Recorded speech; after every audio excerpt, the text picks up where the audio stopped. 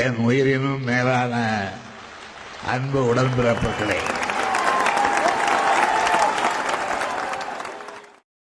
அனைவருக்கும் வணக்கம். நான் இயக்குனர் SP முத்துராமன் பேசுகிறேன். கலைஞரின் பேனா என்ற ஆவணப்படத்தை நம்முடைய நண்பர் ராஜா செல்லமுத்து அவர்கள் இயக்கியிருக்கிறார்கள். இந்த கலைஞரின் பேனா என்ற இந்த ஆவணப்படத்தில் நான் பேட்டி கொடுப்பதற்கு காரணமே கலைஞரின் பேனாதான். கலைஞரின் பேனாவால் தான் நாங்களெல்லாம் சினிமாவுக்கு வந்தோம். அவர் எழுதிய பராசக்தி படத்தினுடைய வசனங்களும் அண்ணன் நடிகர் திலகம் சிவாஜி அவர்கள் நடித்த நடிப்பும் தான் எங்களை காந்தம் போல சினிமா துறைக்கு இழுத்து வந்தன. அந்த படத்தை பார்த்த பிறகுதான் நான் சினிமாவுக்கு வர வேண்டும் என்பதை என் வாழ்க்கையினுடைய லட்சியமாக எடுத்துக்கொண்டேன். அதன் மூலமாக சினிமா சினிமா சினிமா என்று வந்து என் தந்தையார் மூலமாக கவியரசர் கண்ணதாசன் அவரிடத்தில் 2 ஆண்டுகள் பயிற்சி பெற்று அதன் பிறகு AVM நிறுவனத்தில் ஒரு வேலை பழகுகிறவனாக எடிட்டிங்கில் சேர்ந்து அதன் பிறகு உதவி இயக்குனராகி அதன் பிறகு இயக்குனராக ஆனேன். இவ்வளவுக்கும் காரணம் கலைஞரின் பேனாதான். கிட்டத்தட்ட 72 படங்களை நான் இயக்கியிருக்கிறேன். அதில் சூப்பர் ஸ்டார் ரஜினிகாந்த் அவர்கள் நடித்த படங்கள் 25, உலகநாயகன் கமலஹாசன் நடித்த படங்கள் 10, அண்ணன் நடிகர் திலகம் அவர்களை வைத்து ரசித்து சினிமாவுக்கு வந்த நான் அவரை வைத்து இயக்கிய படங்கள் 3. அதன் பிறகு ஜெய்சங்கர் சார், முத்துராமன் சார், சத்யராஜ், பிரபு, விஜயகாந்த் சார் எல்லாரையும் வச்சு கிட்டத்தட்ட 72 படங்களை இயக்கினேன். ஆகவே இது எல்லாத்துக்கும் அடித்தளம் என்று சொன்னால் அது கவிஞருடைய பேனா தான். கலைஞரின் பேனா என்ற குறும்படத்தை இயக்குனர் சகோதரர் ராஜா செல்லமுத்து அவர்கள் மிகவும் அற்புதமாக எடுத்திருக்கிறார். கலைஞரையும் பேனாவையும் பிரிக்க முடியாது என்பதை மிகவும் தெளிவாக கூறியிருக்கிறார். முத்தமிழ் அறிஞருடைய இறுதி ஊர்வலம் வந்து இந்த வாலாஜா ரோட்டில் இருந்து எடுத்து அண்ணா நினைவுடைய பக்கத்தில் ஐயாவை அடக்கம் பண்ணுற இடத்துல கொண்டு போய் வச்சுட்டாங்க. வச்ச உடனே அவருக்கு இறுதி மரியாதை, அரசு மரியாதை வழங்கி முடிஞ்சு அவரை அடக்கம் பண்ண சிறிது நேரத்துக்கு முன்னாடி பாராளுமன்ற உறுப்பினர் மேடம் அவங்க கனிமொழி வந்து டக்குன்னு தலைவரை பார்த்த உடனே பாக்கெட்டில் பார்த்தா பேனா இல்லை.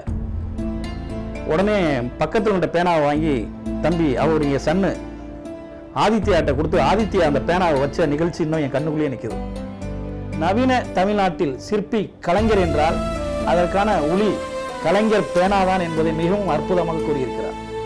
கலைஞரின் பேனா என்கின்ற அந்த தலைப்பிலே ஒரு குறும்படத்தை தம்பி ராஜா செல்லமுத்து அவர்கள் இயக்கியிருக்கிறார்கள்.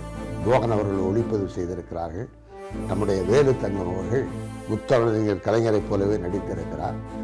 அதற்குள்ளே அந்த குறும்படம் தான் குறும்படம். ஆனால் உள்ளே இருக்கிற செய்தி மிக பிரபஞ்சத்தையே வந்து தாண்டி அளவிற்கு ஒரு கலைஞருடைய விஷயத்தை மிக சுருக்கமாக அந்த 10-15 நிமிடத்திற்குள் சொல்லியிருக்கிறார்கள். நிறைவாக சொல்லியிருக்கிறார்கள், விரைவாக சொல்லியிருக்கிறார்கள், அருமையாக சொல்லியிருக்கிறார்கள். அவர்களுக்கு என்னுடைய வாழ்த்துக்கள்.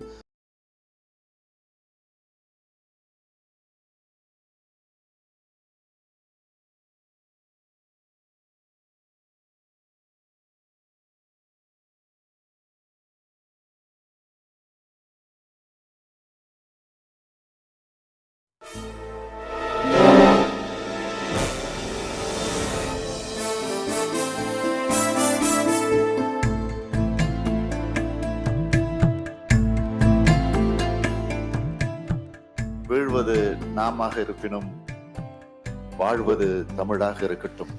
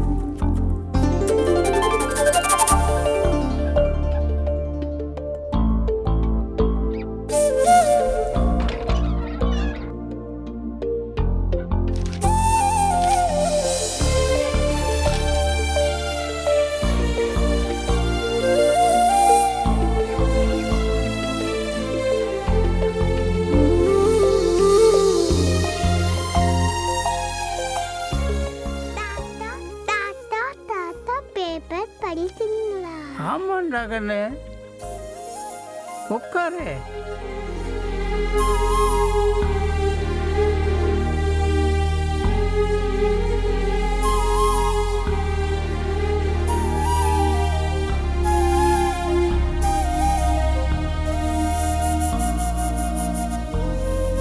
அப்பா என்னம்மா டீ சாப்பிடுங்கப்பா.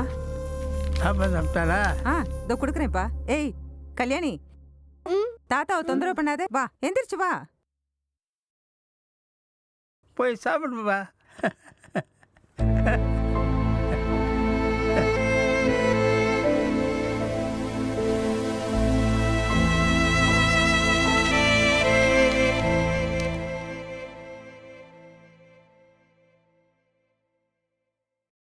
அப்பா ஆ? என்னப்பா சினிமாவுக்கு போகலாமா? போடா பைத்தியக்கார. நான் சினிமாவுக்கு போய் 40-50 வருஷம் ஆச்சுடா. கலைஞர் கதைவசனம் எழுதுறாருன்னா அப்பப்போ போய் பார்ப்பேன். ம் இப்போ அவரும் இல்லை, நான் சினிமா தியேட்டருக்கு போகிறதும் இல்லை.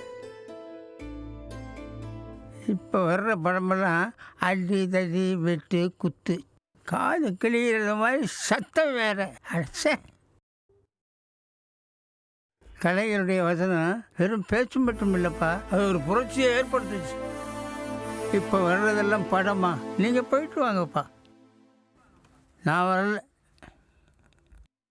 அப்பா நம்ம பராசக்தி படம் தான்ப்பா பார்க்க போகிறோம். என்னது பராசக்தி படமா? அது 1952 வந்த படமாச்சே, அது எப்படி இப்போ? பழைய படங்கள் எல்லாம் இப்போ டிஜிட்டல் பண்ணி ரிலீஸ் பண்ணுறாங்கப்பா. அப்படியா? ஆமாப்பா. இந்த நீதிமன்றம் விசித்திரம் நிறைந்த பல வழக்குகளை சந்தித்திருக்கிறது. புதுமையான மனிதர்களை கண்டிருக்கிறது. ஆனால் இந்த வழக்கு விசித்திரமும் அல்ல, வழக்காடும் நானும் புதுமையான மனிதன் அல்ல. வாழ்க்கை பாதையிலே சர்வசாதாரணமாக தென்படக்கூடிய ஒரு ஜீவன் தான் நான். கோவிலிலே குழப்பம் விளைவித்தேன், பூசாரியை தாக்கினேன், குற்றம் சாட்டப்பட்டிருக்கிறேன். இப்படியெல்லாம் அப்பப்பா, எப்பேற்பட்ட வசனம்! கலைஞருடைய வசனத்தை பேசி பல பேர் நடிகனாயிருக்காங்க, இன்னும் சில பேர் மேடை பேச்சாளர்ல மாதிரி இருக்காங்க. இதெல்லாம் கேட்கும்போது நாடி நரம்புற முழுக்க தாக்கினேன். அவன் பக்தன் என்பதற்காக பக்தி பகல் வேஷமாய் ஆகிவிட்டது. படம் பார்த்து ரொம்ப வருஷமாச்சு, உடனே கிளம்பா. கலைஞர் படம்னு எவ்வளோ தெம்பா கிளம்புறாரு பாரு.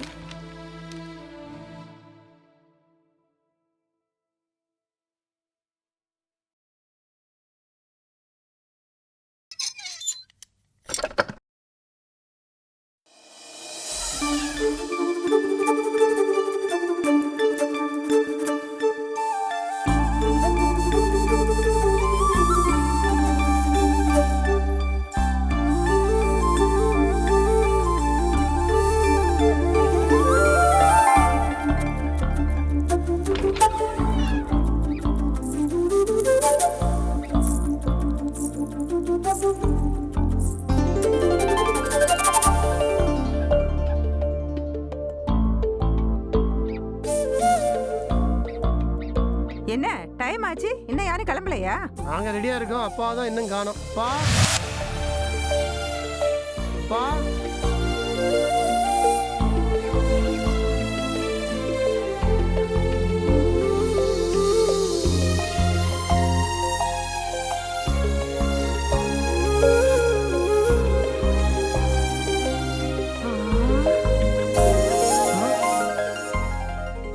தமிழ் மணக்கும் திசையெல்லாம் தேடினேன் உன்னை,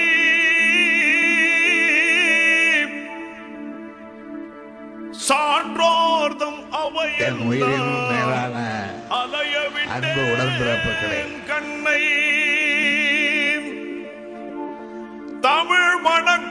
திசையெல்லாம் தேடினேர் உன்னை, சான்றோர்தம் அவையெல்லாம் அலைய விட்டேன் கண்ணை, கமழ்கின்ற பைந்தமிழ காவியமே. ஐ கலைஞர் தாத்தா.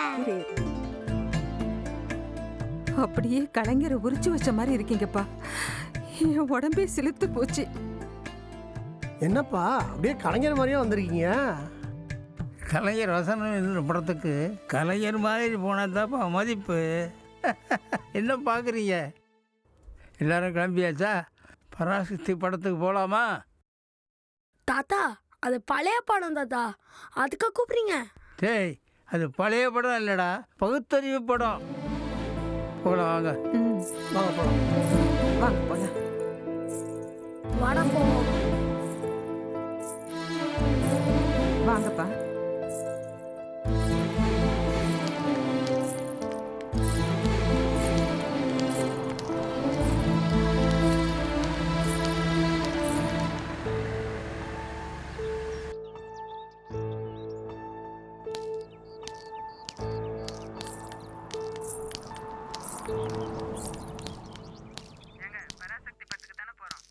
ஆமாம்மா, நீங்கள் எல்லாரும் ரெடியாக இருங்க, நான் உடனே வந்துடுறேன். இரு கொஞ்சம் இரு. பராசக்தி படத்தை பற்றி பேசிக்கிட்டு இருக்கோம். கலைஞர் ஐயா போலே ஒருத்தர் வராரு, நான் கூப்பிட்றேன். ஐயா, கலைஞர் மாதிரியே வேஷம் கட்டி வந்திருக்கீங்களே, யாரையா நீங்கள்? கலைஞர் உசுருக்கு தான் ரசிக்கிற கலைஞர்யா. அசலில் கொஞ்சம் குறைச்சலாக இருந்தாலும் அசப்பில் அப்படியே கலைஞர் ஐயா போலே இருக்கீங்களே ஐயா. செருப்பு, வேட்டி, சட்டை, துண்டு, கண்ணாடி எல்லாம் சரி, ஆனா அவரோட முக்கியமான அடையாளம் ஒண்ணு குறையுதுங்களே. என்னையா குறையுது? அவரோட அடையாளமே பேனா தானங்கய்யா. நீங்க அதை போய் மறந்துட்டு வந்துட்டீங்களேயா. மறக்கலையா, வர்ற அவசரத்துல விட்டு வந்துட்டேன். என் பையனை அனுப்பியிருக்கேன்.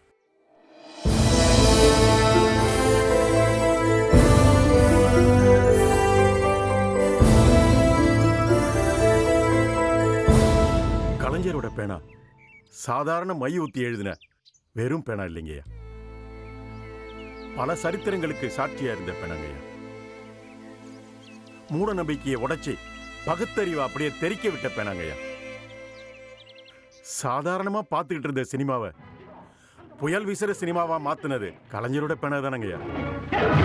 புருஷோத்தமரே, புரட்டுக்காரியின் உருட்டும் விழியிலே உலகத்தை காண்பவரே, மானம் ஒன்றே நல்வாழ்வன கொண்டு வந்த மரவேந்திர பரம்பரையிலே மாசாக வந்தவரே, மயிலுக்கும் மந்திக்கும் வித்தியாசம் தெரியாத மதிவாளரே, குளிர் நிழலை கொள்ளிக்கட்டை என்று கூறிய குருடரே, என் தாய் அன்பின் பிறப்பிடம், அறநெறியின் இருப்பிடம், கருணை வடிவம், கற்பின் திருவுருவம், மாசற்ற மாணிக்கம், மாற்றுக்குறையா தங்கம், அவர்களை அவதூறு கூறிய உமது அங்கங்களை பிளந்தறிவேன்.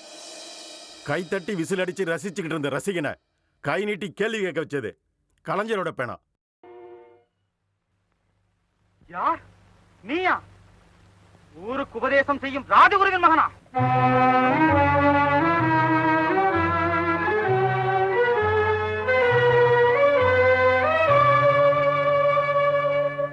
குருசுவாமி, ஆர்த்திகளா, தளபதி என்றார், தளபதியதான். ஏன் குதிக்கிறீர்கள்? உண்மையான கல்வனை பிடிப்பது வெறும் கனவு. கனவல்ல, இதோ காட்சி. குருசுவாமிகளே, குற்றவாளி யார் என்பது தெரிகிறதா? இதோ பாருங்கள். நான் என்ன காணுகிறேன்? ஏன் விழிப்பு? மறையவர் குலத்து மாணிக்கம், அந்தணர் வம்சத்து அருட்பெருஞ்சோதி என்றெல்லாம் வர்ணிக்க வள்ளுவர் கோட்டம் உருவாக காரணமா இருந்தது கலைஞரோட பேனா. வள்ளுவர் கோட்டத்தை உருவாக்கியதற்காக பாடுபட்ட பேனா தான் டைடல் பார்க்கை வடிவமைச்சு அதை உருவாக்குவதற்கு கையெழுத்து போட்ட பேனா தான் கலைஞருடைய பேனா. பூங்காரை உருவாக்கி தந்ததுக்கு அதற்கும் திட்டமிட்டது, அதற்கும் கையெழுத்து போட்ட பேனாவும் கலைஞர் பேனா தான். குடிசைகளை மாற்றி அடுக்குமாடி குடியிருப்புகள் கட்ட வேண்டும் என்று உத்தரவு போட்ட பேனாவும் கலைஞருடைய பேனா தான். சமத்துவபுரம் உருவாக்க காரணமா இருந்தது கலைஞரோட பேனா தானே.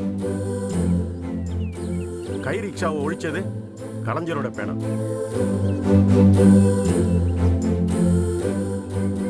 இந்தியாவில் இருக்கிற அனைத்து முதலமைச்சர்களும் சுதந்திர தினத்தன்னைக்கு தேசிய கொடியேற்ற உரிமை வாங்கி கொடுத்தது கலைஞரோட பேனா தானே ஐயா.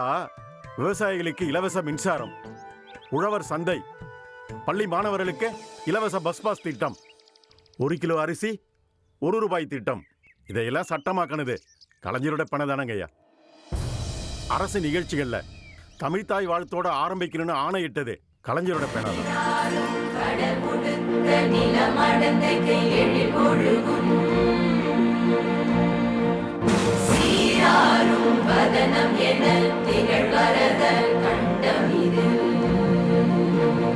பெண்களுக்கு சொத்துல சம உரிமை கொடுக்க சொல்லி உத்தரவு போட்டதே கலைஞரோட பேனா தானே.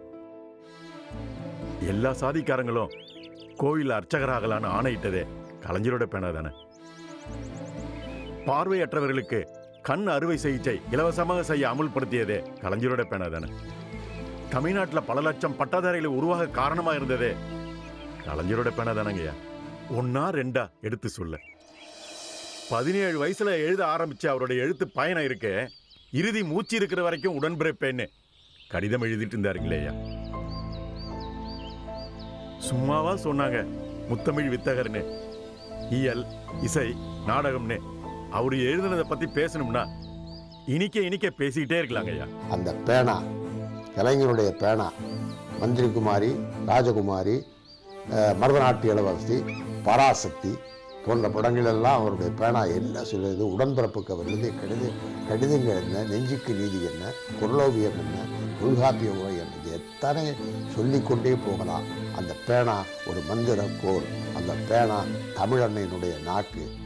அரசியல்ல தலைமையும் புலமையும் ஒரு சேரப்பட்ட ஒரே தலைவர் டாக்டர் கலைஞர் தானங்க. மையத்தை பிடிப்பதற்கு வெம்பகை முடிப்பதற்கு வடித்து வைத்த படைக்கலம் போல் மின்னும் ஒளிரும். புலியின் குகையினிலே அழகில்லை புதுமை அல்ல. கிளியும் மெய்சிலிருப்பும் கீழிறங்கும் தன்மையும் தலைகாட்டா மானத்தின் உறவிடம் மரவன் மாளிகை.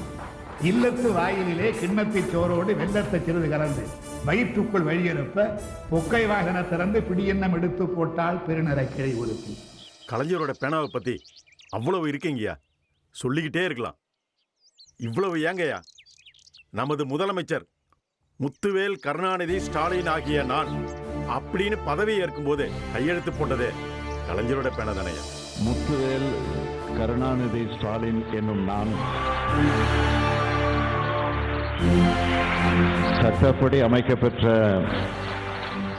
இந்திய அரசியலமைப்பின்பால் உண்மையான நம்பிக்கையும் மாறா பற்றும் கொண்டிருப்பேன் என்றும் இந்திய நாட்டின் ஒப்பில்லாத முழுமுதல் ஆட்சியையும் ஒருமையும் நிலைநிறுத்துவேன் என்றும் தமிழ்நாட்டு அரசின் முதலமைச்சராக உண்மையாகவும். இதற்கும் கலைஞருடைய பேனாதான் காரணம். அந்த ஸ்டாலின் அவர்களை படிப்படியாக வளர்த்து அவரை ஒரு அரசியல்வாதியாக ஆக்கி சிறைக்கு செல்ல வைத்து அடி வாங்கி உதை வாங்கி அவ்வளவும் பட்ட பிறகுதான் ஸ்டாலின் முதலமைச்சராக இருக்கிறாரே தவிர உடனே அடுத்த நாளே கலைஞர் அவர்கள் அவருக்கு முதலமைச்சர் பதவி வாங்கி கொடுத்து விடவில்லை. இப்படிப்பட்ட அற்புதமான ஒரு பேனாவை மறந்துட்டு வந்துட்டீங்களே. இப்போ என் பையன் கொண்டு வந்துடுவான். இந்தாங்கப்பா கலைஞரின் அறிவும் அடையாளமும். ஐயா, இப்பதாயா முழு கலைஞரா இருக்கீங்க. நீங்க கலைஞர் வேஷத்துல இருந்தாலும் நான் உங்களை கலைஞர் ஐயாவை தாயா பார்க்கிறேன். ரொம்ப நன்றி. தமிழ் மணக்கும் திசையெல்லாம் தேடினேன் உன்னை,